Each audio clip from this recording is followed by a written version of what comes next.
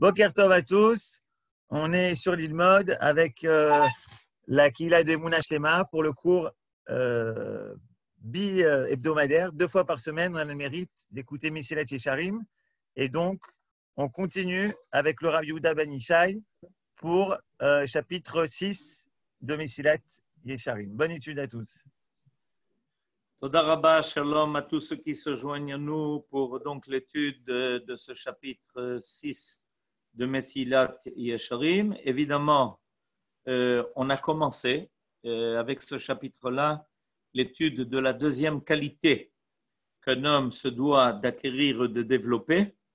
C'est évidemment l'amida de la zrizut, c'est-à-dire avoir le zèle, l'entrain, ne pas faire les choses avec paresse. Alors, le Ramchal nous amène maintenant un mashal que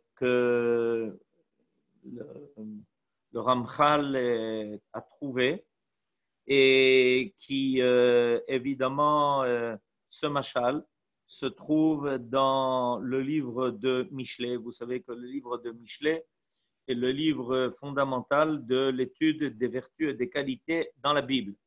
On a dans la Bible le livre de Michelet, on a dans la Mishnah le traité de Pirkei Avot et on a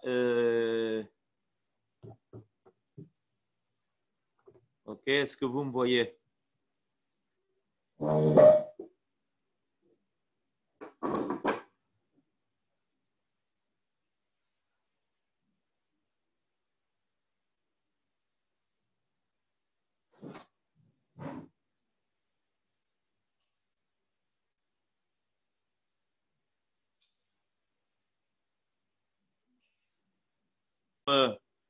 Concernant la morale, les vertus à acquérir dans le Tanakh qui s'appelle le livre de Michelet, c'est les proverbes. On a dans la Mishnah le livre qui s'appelle Pirkei Avot.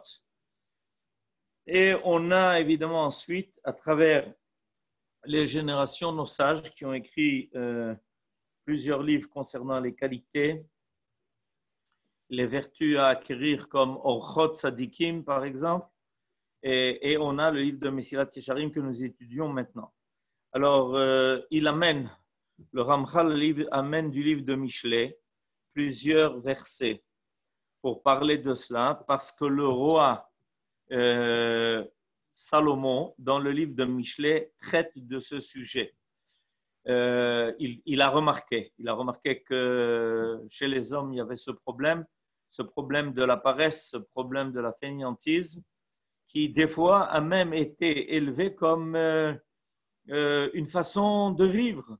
Ne rien faire, passer son temps à ne rien faire, penser que les choses vont s'arranger d'elles-mêmes, faire de la paresse une idéologie, d'accord? Et on voit malheureusement que dans certains pays et dans certaines contrées, c'est devenu un mode de vie qui finalement a amené les gens à souffrir de tous les maux possibles et imaginables à cause du manque de cette qualité qui est la qualité de la zrizut. Or, à partir du moment où on a intégré l'idée que Akadosh Baruch Hu a mis dans le monde l'homme pour les hashlim et haolam, pour amener un tikkun du olam, pour le rendre plus parfait, plus ressemblant à celui qui l'a créé, le créateur étant parfait. Le rôle de l'homme va être donc de faire apparaître le côté parfait de la création. Alors, à partir de là, à partir de ce moment-là, l'homme n'a plus le droit d'être paresseux. C'est pas qu'il c'est bien de ne pas être paresseux, il n'a pas le droit d'être paresseux. Parce qu'à partir du moment où il est paresseux, donc il manque fondamentalement au rôle qui lui a été attribué. L'homme qui est dans le monde sans agir pour faire apparaître à tous les niveaux, au niveau physique et au niveau moral et au niveau spirituel, s'il ne fait pas son travail et qu'il n'œuvre pas pour parfaire ce monde, il a perdu en fait sa place de choix que Dieu lui a donné. Dieu a donné à l'homme une place de choix. Toutes les autres créatures font partie du monde. Elles font partie donc du monde tel qu'il est, avec ses qualités et avec aussi ses défauts. D'accord? Mais l'homme, lui, il a reçu une autre place dans le monde. L'autre place que l'homme a reçue dans le monde n'est pas de s'intégrer dans les défauts et qualités de ce monde-là, mais au contraire de se parfaire et de parfaire par là le monde pour que petit à petit, tout ce qui est manquant, tout ce qui n'est pas parfait, tout ce qui malheureusement nous fait souffrir, qui amène tellement de maux dont souffre le monde et souffre le monde entier sous toutes ses formes.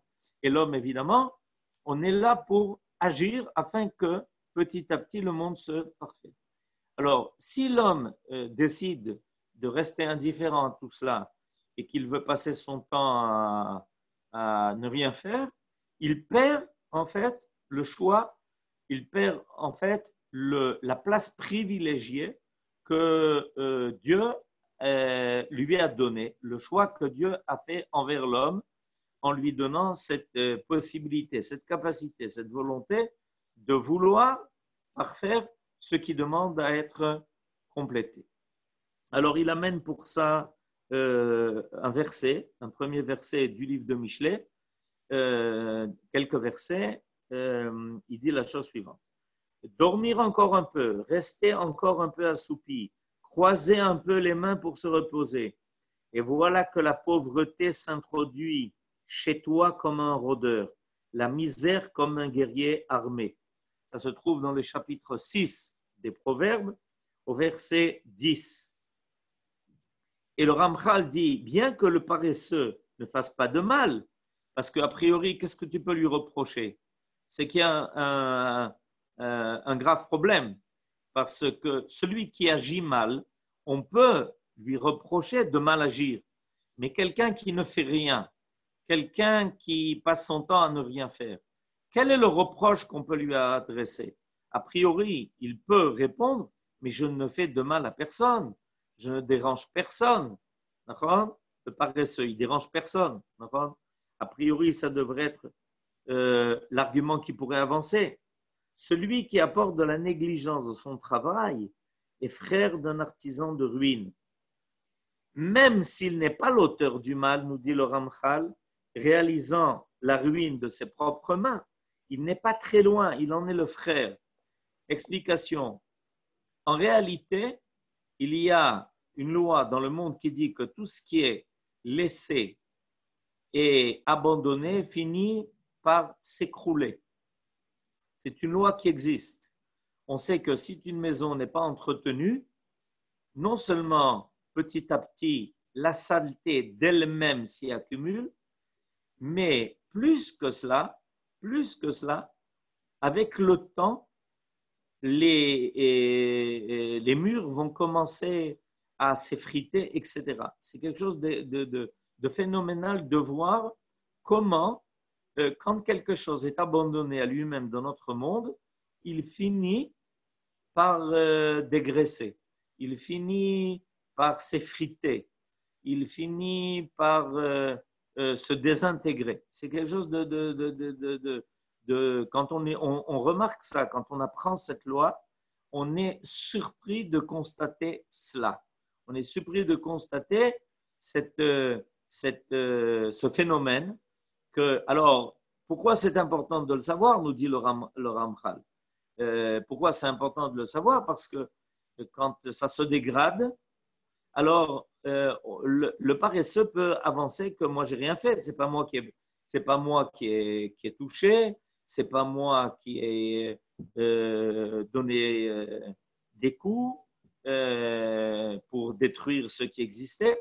Nachon, c'est pas toi, mais par ton non-faire, en fait, tu as été associé à la dégradation de ce monde. Et il rajoute, le roi Salomon nous dit, le Ramchal, une allégorie à cela. Je suis passé près du champ d'un paresseux, près du vignoble d'un homme insensé. Et voilà qu'il était tout envahi par les ronces. Les épines en recouvraient la surface. L'enclos de pierre était en ruine. Je contemplais le spectacle, j'y donnais mon attention, et de cette vue, je tirais une leçon. Ah, dormir encore un peu, rester encore un peu assoupi, croiser un peu les mains pour se reposer. Et voilà que la pauvreté s'introduit chez toi comme un rôdeur, la misère comme un guerrier et armé. Ça revient sur ce dont on a rappelé, et cette fois-ci, ça se trouve dans les Proverbes, dans le livre de Michelet, au chapitre 24, les versets 30 à 34. Alors, nous dit le Ramchal que le roi Shlomo nous a fait ici découvrir quelque chose d'intéressant. Je suis passé près du champ d'un paresseux, près du vignoble d'un homme sensé. Bon, alors, celui qui est le propriétaire du champ ne s'en occupe pas. Celui qui est le propriétaire du vignoble ne fait pas le travail qui est nécessaire pour avoir des fruits de la vigne. Mais voilà qu'il était tout envahi par les ronces. Les épines en recouvraient la surface. L'enclos de pierre était en ruine. Qu'est-ce que le roi Shlomo nous fait remarquer? Que la non-action de l'homme, en réalité, ne va pas laisser le monde dans l'état.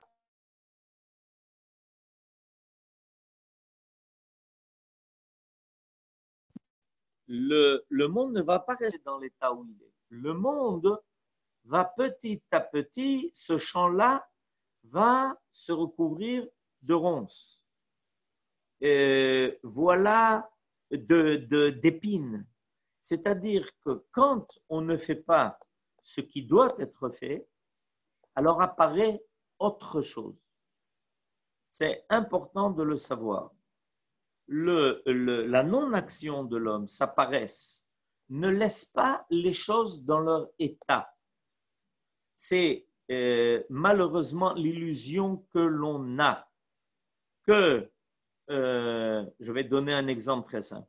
Si un homme étudie, son esprit est occupé et il est occupé à apprendre de nouvelles choses, de découvrir de nouvelles idées, de s'enrichir.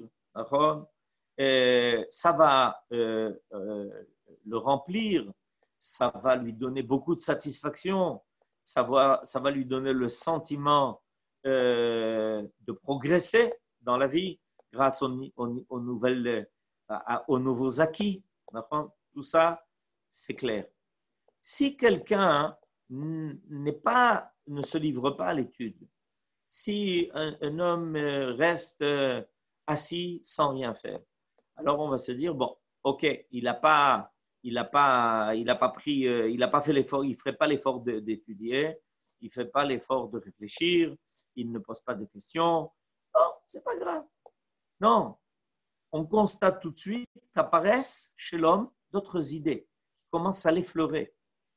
Des idées qui l'assaillent et qui l'agressent de partout. Et pas forcément des idées positives.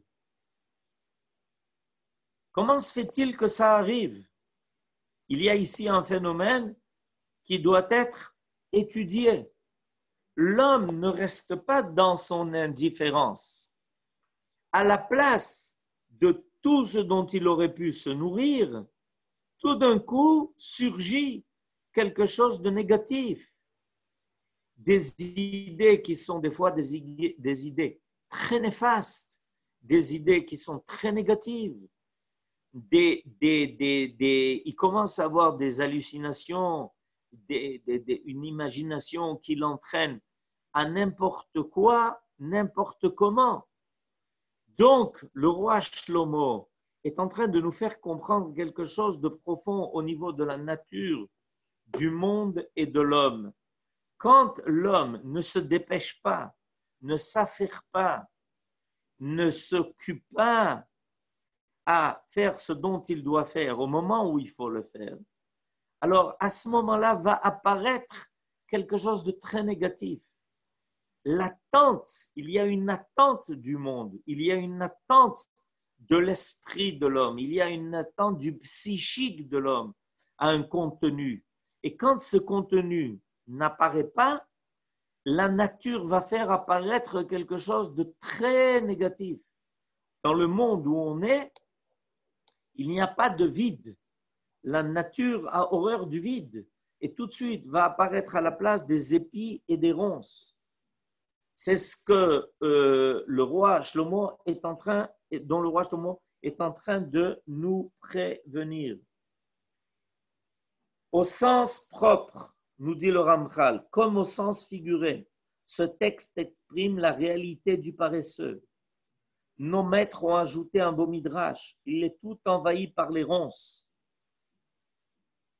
Le chant représente un texte dont le paresseux rechercherait en vain la signification. Les épines en recouvraient la surface, puisqu'il n'a pas déployé d'efforts pour approfondir. Il déclare pur ce qui est impur, impur ce qui est pur, et il fait une brèche dans la haie qu'ont fait les sages.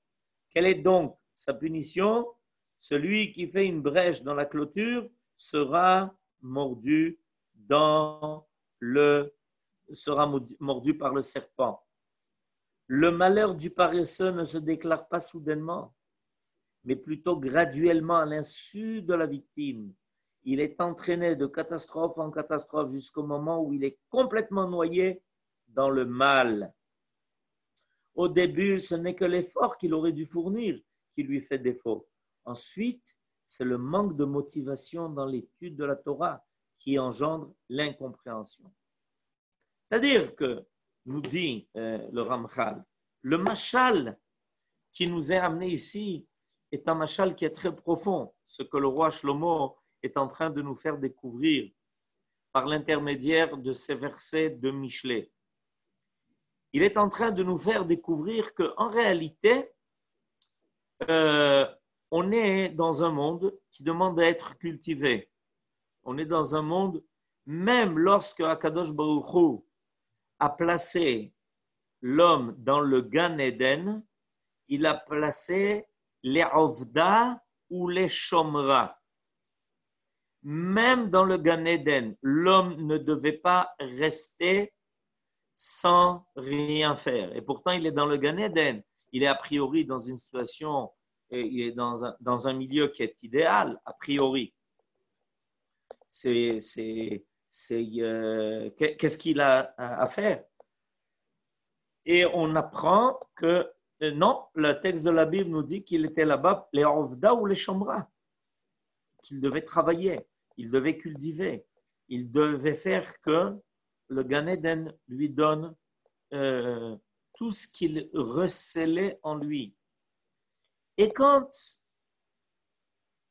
on se balade dans le Gan Eden et qu'on n'est pas affairé à ce qui doit être fait, on rencontre un serpent. Et ce serpent veut t'entraîner à profiter de quelque chose qui est interdit. Étant donné qu'il y a ici un manque de mobilisation pour ce qui est nécessaire, il y a un vide qui se fait et qui entraîne l'homme vers quelque chose de négatif. La date Tov Vara.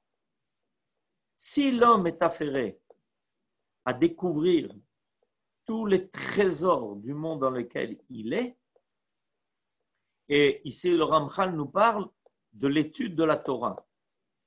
Un homme peut rencontrer un texte, peut rencontrer un midrash et se contenter de comprendre ou ne pas comprendre ce qui lui est proposé. Et il ne fait pas l'effort d'approfondir. Il ne fait pas l'effort de comprendre. Il n'est pas à la recherche. Il est prêt à recevoir tout ce qu'on lui propose sans réfléchir, sans approfondir. Alors, évidemment, avec le temps, il va se contenter de cette nourriture pauvre et petit à petit, il va se contenter de quelque chose de très superficiel. C'est l'habitude de s'attacher à quelque chose de superficiel va entraîner l'homme aussi à se contenter d'activités et de loisirs et d'occupations qui sont superficielles, qui ne lui donnent satisfaction que momentanée, parce qu'il ne s'est pas habitué à l'effort, il ne s'est pas habitué à creuser, et à approfondir, et à réfléchir, et à poser des questions. Alors, de façon globale et générale, il mène une vie très superficielle, ce qui s'appelle se contenter de peu, mais pas dans la nourriture, pas manger un peu et être satisfait, à sa mère bechelko. Non, dans sa vie, dans sa culture, dans tout ce qui lui est, dans tout son vécu, tout ce qui lui est proposé, il se contente de quelque chose de spirituel. C'est sa façon de rencontrer le monde. Et à ce moment-là, le danger est grave. Parce que quand on vit une vie qui n'est que superficielle, il est clair qu'à un moment donné, dans ce côté superficiel de la vie, vont apparaître des choses qui sont négatives. Comme c'est donné ici dans le Machal, qu'à la place du champ qui va donner du blé et du vignoble qui va donner, et de la vigne qui va donner des grappes de raisin qui vont lui permettre d'obtenir du vin. À la place de ça, il y a des ronces et des épines qui vont apparaître. Et nous dit le Ramchal, si le mal s'arrêtait là, il serait déjà grand. Ce qui est pire encore, c'est que dans son désir d'expliquer à tout prix le texte ou le chapitre en question, il trahit la vérité en la transformant. Il transgresse alors les statuts de nos maîtres, fait des brèches dans les haies, il court à perdition. Le roi Shlomo dit à ce propos, je contemplais ce spectacle, j'y donnais mon attention, j'ai vu la grandeur du mal, tel un poison qui se répand graduellement. Il se déclare juste avant la mort. C'est là que le sens des mots, dormir encore un peu, la misère s'introduit chez toi comme un guerrier armé. C'est-à-dire que quand on est dans cet état d'oisiveté, cet état d'être passif vis-à-vis des choses de la vie, vis-à-vis de tout ce qu'on pourrait faire et devrait faire. Alors, au départ, ça n'a pas l'air si grave parce que les conséquences, elles ne se font pas sentir tout de suite. Ce n'est pas comme quelqu'un qui agit mal et dont on voit tout de suite les résultats. On constate tout de suite la gravité de l'acte. Ça peut être un dommage qu'il a causé, etc., etc. Ce n'est pas ça. Dans le cas de la paresse, dans le cas de celui qui n'approfondit pas dans l'étude, ne donne pas un sens profond à sa vie, un sens total et vrai, qui n'agit pas pour aider, qui est indifférent à tout ce qui l'entoure, alors qu'il pourrait amener un remède à beaucoup de choses. D'accord ? Là, le grave problème, nous dit le roi Shlomo, d'après l'explication du Ramchal, c'est que ça ne se traduit pas tout de suite. Donc, on peut faire semblant d'ignorer. Vous comprenez ? Et comme quelqu'un, ok, il travaillait. Bon. Puis, il a décidé que le travail est trop difficile pour lui. Il faut se lever le matin. il faut voyager, il faut être à l'heure, il faut être actif, il faut agir avec beaucoup de zèle. Et puis, il a décidé d'arrêter de travailler. Ok, au début, il manque de rien. Pourquoi? Parce qu'il vit encore de ce qu'il a gagné précédemment. Mais quand finalement va lui manquer ce qu'il aurait dû gagner pendant ce mois-là, tout d'un coup, petit à petit, on va commencer à constater le manque à gagner qu'il a affronté. D'accord? Et ça, c'est vrai dans tous les domaines de la vie.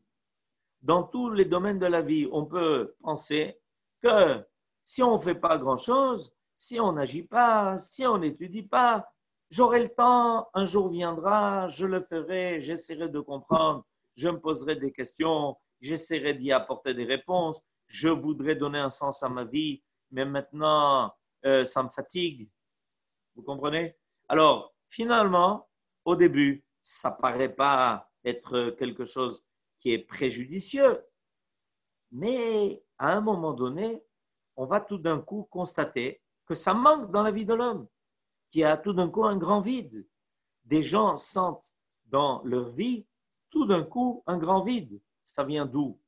Ça vient du manque à gagner, de toutes les années qui se sont accumulées et qui ont fait qu'on ne s'est pas attelé à cela, qu'on n'était pas mobilisé pour cela, qu'on s'est contenté de quelque chose qui n'était que superficiel. Et on ne s'est pas rendu compte qu'avec le temps, on grandit des épines, on grandit des ronces, et que maintenant, zéro, on n'a plus la force, on n'a plus envie, on ne comprend plus pourquoi, on ne sait plus à quoi ça sert, parce que tout ça, finalement, ça va avoir un résultat. Et ce qui est grave dans le cas de ce comportement de paresse, c'est qu'on ne voit pas les dégâts tout de suite. Ce sont des dégâts qui vont être constatés plus tard, qui vont apparaître plus tard. Et ça, c'est très important de le savoir. Si dans ta jeunesse, si quand tu t'en es rendu compte, tu as pris conscience et que tu t'es mobilisé et tu as commencé tout de suite à rechercher et à faire et à agir et à réfléchir, alors évidemment, tu commences à cultiver ton champ, ta vigne, ton jardin, et puis tu es surpris de voir qu'il va y avoir des résultats, ça va marcher, il y a quelque chose qui va se faire. Zéro. Alors, Akadosh Baruch Hu nous a enseigné ce principe en nous disant que si tu veux une bracha, fais quelque chose. Même la plus petite. C'est pas. On a des fois un Yetzer Hara qui nous dit je voudrais faire de grandes choses. J'ai des rêves. Je voudrais réaliser de grands idéaux. Et ce Yetzer Hara là, à quoi il nous amène? Il nous amène à ignorer ce qu'on peut déjà faire, à mépriser même les plus petites choses. D'accord? Quelqu'un dit oui, j'aurais bien voulu étudier dans ma vie et puis je ne l'ai pas fait au moment où il fallait. Ok, c'est dommage, j'ai raté le temps. Ok, on n'aurait jamais eu Rabbi Akiva. Parce que Rabbi Akiva, il a commencé à étudier à 40 ans. Évidemment, il aurait pu se dire, bon, à 40 ans, je ne vais pas commencer maintenant une carrière d'élève en yeshiva. C'est pas un âge pareil qu'on commence à aller étudier à la yeshiva. Réponse oui. Sinon, on n'aurait pas eu Rabbi Akiva. Si on n'avait pas eu Rabbi Akiva, on n'aurait pas eu ni Rabbi Meir, ni Rabbi Shimon Bar Yochai. Parce que c'était ses élèves. Vous comprenez un peu les conséquences. Et Rabbi Akiva, ben justement, il avait ça. Il n'était pas paresseux. Et quand Rachel, sa femme, lui a dit, écoute, jusqu'à présent, tu as été berger. Tu t'es occupé des troupeaux. Maintenant, il faut que tu commences à t'occuper de toi-même. Rabbi Akiva, il a entendu ça, il a compris, il est allé, il a étudié et il a découvert le monde entier. Et grâce à lui, aujourd'hui, on a toute une Torah, qui est la Torah que nous a transmise Rabbi Akiva. Ça, c'est quelque chose d'important. On ne doit pas tomber dans le Yetzer Hara qui va nous dire écoute, les petites choses, c'est pour les autres. Moi, je ne m'occupe que des grandes choses. Si tu t'occupes des grandes choses, tu risques de ne t'occuper de rien, de ne rien faire. Quelqu'un m'a expliqué que, par exemple, le travail de la vigne, c'est un travail qui est très harassant. Parce qu'il faut couper des petites branches pour que la vigne donne finalement ce qu'on attend d'elle, c'est-à-dire beaucoup de raisins. Il faut sans arrêt la tailler. Et puis, il faut attacher les branches à des fils qui les soutiennent. C'est un travail qui, des fois, se prolonge sur des kilomètres et des kilomètres. C'est un travail qui est très difficile. C'est un travail qui était harassant. Mais quand on fait ce travail, celui qui a la responsabilité de la vigne, finalement, il va être récompensé de façon extraordinaire parce qu'il va avoir une récolte de raisins qui finalement sera bonne et qui lui donnera une grande quantité de vin. D'accord ? Si au moment où il faut faire ce travail, l'agriculteur l'ignore, quand il se décidera finalement à le faire, la saison sera passée et la vigne n'aura pas donné ce qu'elle aurait dû lui donner. Donc, le Ramcha nous dit qu'il faut faire très attention. La zrizout, ce n'est pas un atout de luxe. C'est quelque chose qui est permanent. On a besoin en permanence de cette qualité. On a besoin en permanence de cette vertu pour surtout éviter qu'avec le temps, à la place de ce qu'on aurait dû avoir, par le délaisser, apparaissent d'autres choses qui vont être malheureusement très négatives. Alors, ça, c'est quelque chose que l'on doit avoir en nous. Et ça, c'est ce que nos sages, quand ils ont voulu nous expliquer comment Dieu mène son monde, alors ils nous disent qu'il le fait par l'intermédiaire d'anges. Et nos sages, pour nous faire comprendre les qualités des anges, des malachim, ils nous parlent du fait qu'ils ont des ailes. Et ils nous parlent donc en fait de la vitesse avec laquelle ils vont réaliser la mission divine qui leur a été attribuée. Et on parle même de la différence entre les différentes catégories d'anges en fonction de la vitesse avec laquelle la volonté divine s'accomplit. Alors, évidemment, n'allons pas maintenant voir des anges avec des ailes qui planent autour de nous, mais ce que l'on voit, c'est que Akadosh Baruch Hu, il a des moyens rapides de réaliser sa volonté. Akadosh Baruch Hu mène son monde. Il est très impliqué dans ce qui se passe dans le monde. Et il est impliqué et c'est important pour lui que son monde progresse et réalise le projet qu'il lui a fixé. Et il cherche donc des hommes qui sont comme des anges, c'est-à-dire ceux qui vont être mobilisés pour lui être associés dans la réalisation de ce qu'il attend de son monde. Et c'est pour ça que quand on parle de ces grandes figures de la Bible, on va toujours parler précisément de cela. On va parler de cette qualité de zrizout qu'ils avaient, comme Abraham Avinu, qui part très tôt le matin pour réaliser la volonté de Dieu de la Akedat d'Israël, d'aller amener son fils au Har Moria. On parle avec quel zrizout Moshe Rabbeinu monte le Sinaï et en descend. Avec quel zèle il accomplit la volonté de Dieu.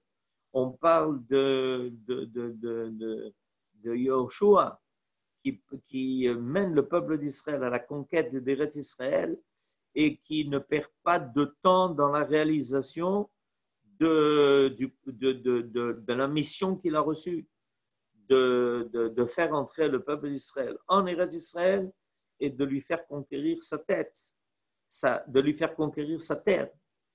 Et on parle du roi David qui a en tête de construire le Beth Amikdash et qui fait tout ce qu'il peut faire pour cela, préparer les plans, accumuler les matériaux nécessaires, et même s'il reçoit l'ordre de ne pas lui construire le Beth Amikdash, il y a un temps pour cela, il y a celui qui a reçu la mission pour cela, ça va être son fils le roi Shlomo, ça ne l'empêche pas de tout faire, de tout ce qui lui est possible de faire, tout, sans manquer au moindre détail, parce qu'il connaît ce principe que quand on a reçu la faculté de faire quelque chose et que Dieu nous a donné la force de vivre et des qualités pour cela, il faut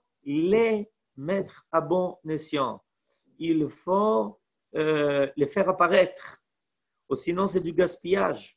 Si Dieu nous donne la chokhma, qui nous donne la sagesse, qui nous donne la force de la volonté, qui nous donne le savoir d'agir, qui nous donne la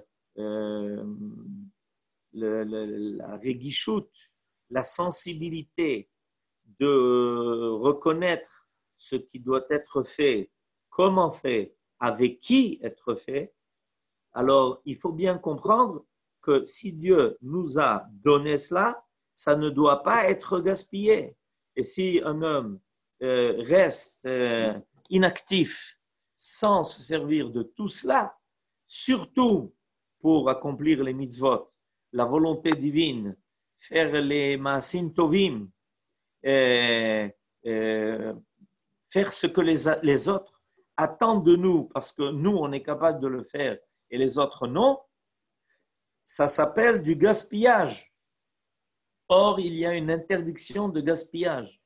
Il est interdit de gaspiller les forces de vie que Dieu a placées en nous. On parle de Bal Tashrit. Bal Tashrit, c'est quand on cause un dommage à un objet, à quelque chose gratuitement, sans aucune raison. Vous voyez, comme les gens qui commencent à écrire n'importe où, n'importe comment, et qui gravent sur une table qui ne leur appartient pas. D'accord? Même si elle leur appartient, ils n'ont pas le droit de le faire. Ou qui cassent des objets et sans porter aucune attention à cela. Ça s'appelle Bal Tashrit. Eh bien, il y a le Bal Tashrit de la vie. C'est encore plus fondamental. Quand Dieu a mis en nous cette énergie de vie, il attend de nous que cette énergie de vie serve à quelque chose, qu'elle se réalise, qu'elle soit présente dans le monde. On est, nous, le tsinor, on est le conduit par laquelle cette force de vie qui est divine puisse apparaître dans le monde. Et si on n'apparaît pas, on a gaspillé une force de vie et d'énergie que Dieu a voulu faire apparaître dans son monde. C'est la leçon que le Ramchal nous a donnée dans la suite de ce chapitre-là.